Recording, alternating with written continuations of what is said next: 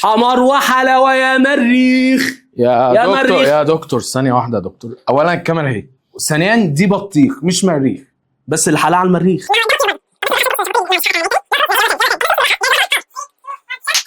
حمار وحلاوه يا مريخ. يا دكتور أنا عذرك، ده بطيخ وده مش صوت بياع.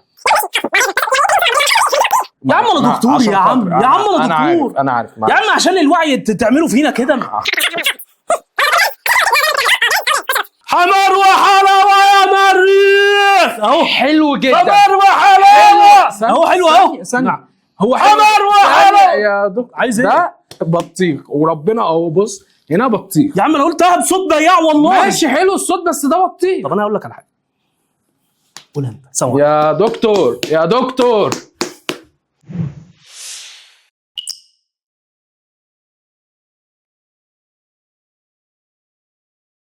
اهلا بيكم على الطبيعي، معاكم رامي طارق. زمان لما الانسان وقف على رجليه لاول مره بص حواليه لقى الجبل، قال يا ترى ايه اللي ورا الجبل؟ صنع الحبل وتسلق الجبل، وبعد كده لما لقى البحر برضه حب يعرف ايه اللي ورا البحر، صنع المركب وركب البحر، بعدها بص للسماء. تعالى النهارده نشوف احنا اكتشفنا الارض كلها ولا لسه؟ هل كل معالم الارض تحت سيطرتنا ونبدا فعلا ندور على اللي بره؟ بدات رحله اكتشاف السماء مش بس رحله صواريخ، دي كانت رحله فضول. كنا بنحاول نشوف هل في مكان تاني صالح للحياه؟ هل في مكان نقدر نبدا فيه من جديد؟ الناس بدات تبص للمريخ كهاله، كحاجه كبيره، كام واحد حلم يعيش فيه، كام فيلم وكام بحث وكام تجربه، وكفايه افلام زي انترستيلر ومارشيان وباسنجرز وسيما علي بابا. ولعلمك والله سيما علي بابا كان فيلم جامد قوي. كل الابحاث والافلام دي بتحاول تجاوب على سؤال واحد مش قادرين نقوله بصوت عالي بس حاسين بيه، لو الارض دي خلاص نروح فين؟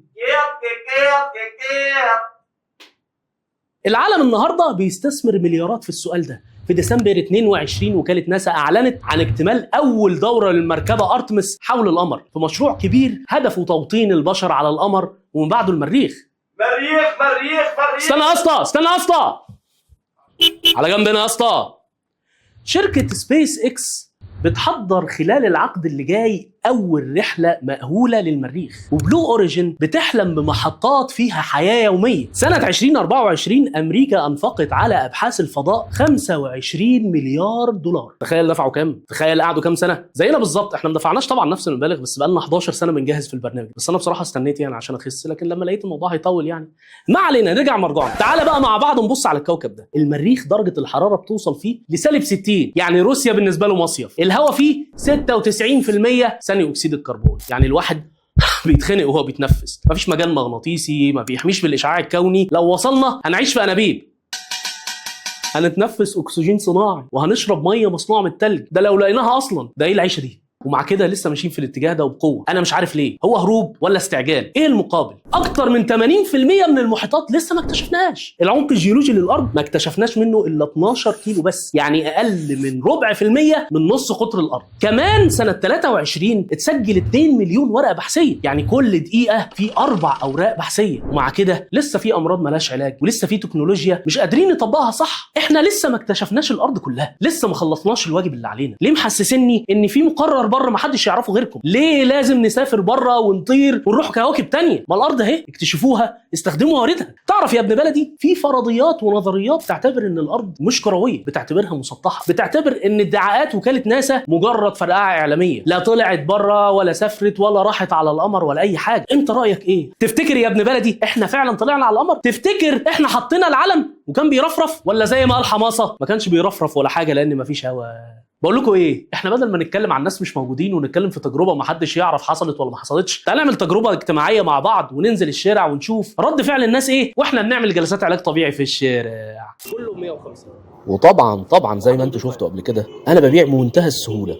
شوفوا كده معايا، انا بياع شاطر لعلمكم، بس يعني اوقات ما بتظبطش. معاكي 10 جنيه؟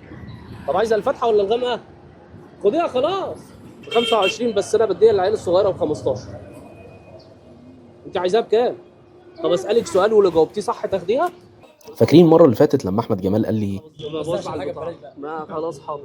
ايوه، لما قال لي ما توزعش الحاجه ببلاش، ما انا مش عارف ابيع والاطفال بيصعبوا عليا بصراحه. حاولت بقى احسسهم ان هم بيعملوا حاجه حلوه يستحقوا ياخدوا عليها جايزه، وكمان عشان اقنع احمد جمال يسيبني اوزع. هتعرفي تجاوبي؟ مرات سيدنا ادم كان اسمها ايه؟ دي مرات سيدنا محمد. امنا ايه؟ امنا ابونا ادم وامنا ايه؟ اسود. امنا حواء. حواء. صح، عرفت ازاي؟ ده ايه الذكاء ده؟ ايه الشطاره دي؟ عرفتي لوحدك؟ اسمك ايه؟ سجدة. اسمك سجده؟ وانت اسمك ايه؟ نجاة. كنت فاكره يبقى اسمك ركعه. والظهر والعصر والمغرب والعشاء، وكده كام؟ كده كام؟ ستة. امال انت قلت خمسة، هم خمسة ولا ستة؟ هم خمسة. الفجر والظهر والعصر والمغرب والعشاء. امال الصبح؟ الصبح يكون ستة. الصبح يبقوا ستة. ده هم خمسة، الفجر هو الصبح. مثلا أبو بكر. ابو بكر.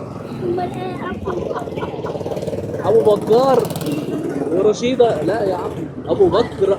أبو بكر الصديق. صح. قول لي اسم خمسة من العشرة المبشرين بالجنة. ها؟ ما تعرفش العشرة المبشرين بالجنة؟ ما تعرفش ابو بكر؟ أعرف أبو بكر ادي واحد. الصديق وسيدنا محمد. سيدنا محمد ده النبي. اصحابه بقى كان 10 منهم مبشرين بالجنة. قول اسم خمسة بس. طب اساعدك؟ لا اسألني حاجة. لا، ما هو لازم تعرفوا دول. ما هو دول ابو بكر وعمر وعثمان وعلي. ابو بكر الصديق وعمر بن الخطاب وعثمان بن عفان وعلي بن ابي طالب. في شعبيات على كده، شعبيات سعود. لا ما اشتغلش فيها. وهنا غصب عني بدأت تظهر جوانب من شخصيتي، إن أنا مسالم وأسيب كل الناس في حالها. والله كان صوتهم عالي قوي قوي، رحت لهم. بس يعني عايزين تتخانقوا بعد اذنكم. انا بهدي النفوس يعني، بس هو على صوته عليه. ها؟ هتتخانق؟ يا عم تتخانق يا عم. ده تزعق فيه. اهو بص الكيس اللي وراك ده، العربيه اللي وراكي دي كاميرا. والله. بص العربيه دي، في واحد قاعد اهو. دي ب50.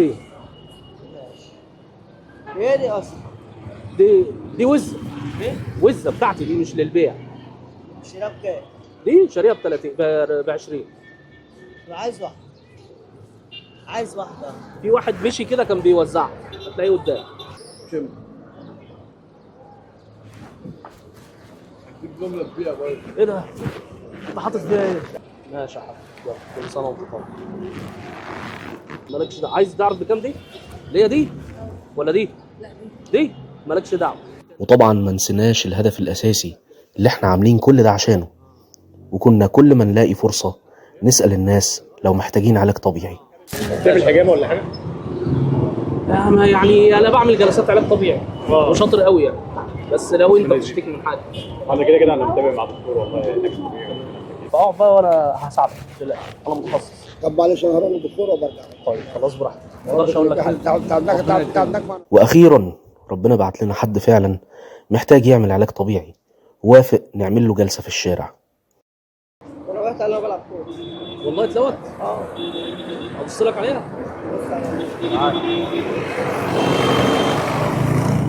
ايه اللي حصل؟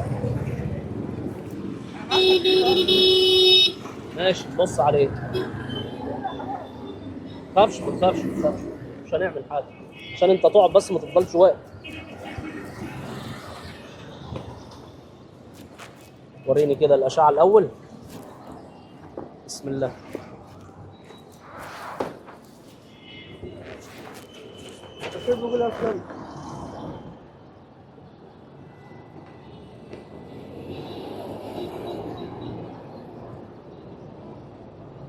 انت الاصابه دي حصلت امتى؟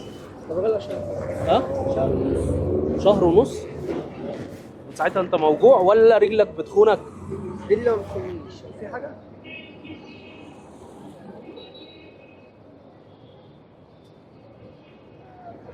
طب دم على ظهرك.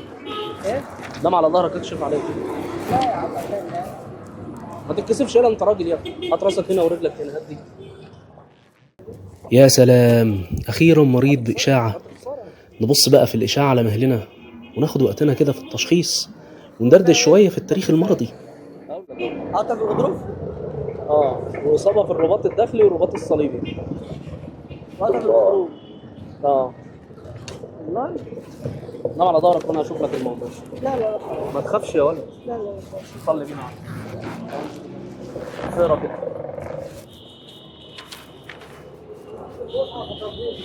انا دكتور. ده الكارنيه بتاعي وانا بصور برنامج. شاء الله. ما في برنامج. الكاميرا ايه؟ نام على ظهرك.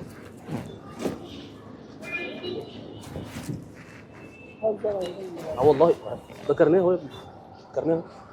اسمه ايه؟ دكتور رابع. نام على ظهرك. انت الشكوى بتاعتك ايه دلوقتي؟ الشكوى بتاعتي. هنا كده؟ دي اللي فيها وجع. ادي ركبتك. لسه الوجع زي ما هو ولا قل؟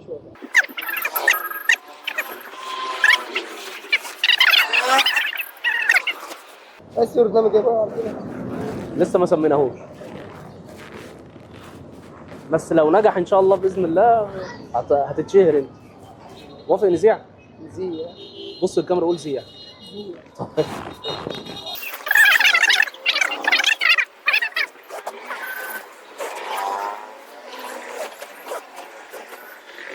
قول لي كده، لسه الوجع موجود؟ لا راح؟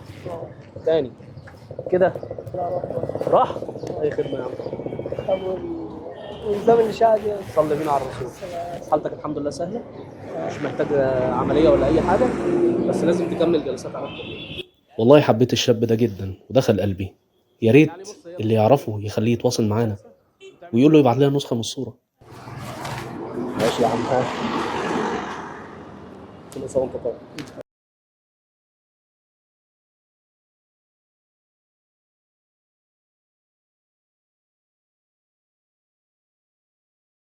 اتمنى التجربه تكون عجبتكم، وزي ما شفنا راي الناس وردود افعالهم يهمني جدا اشوف رايكم وردود افعالكم في الكومنتات. شكرا جزيلا لمتابعتكم، كان معكم رامي طارق، اشوفكم على خير. هيبقى اسمه عد طبيعي.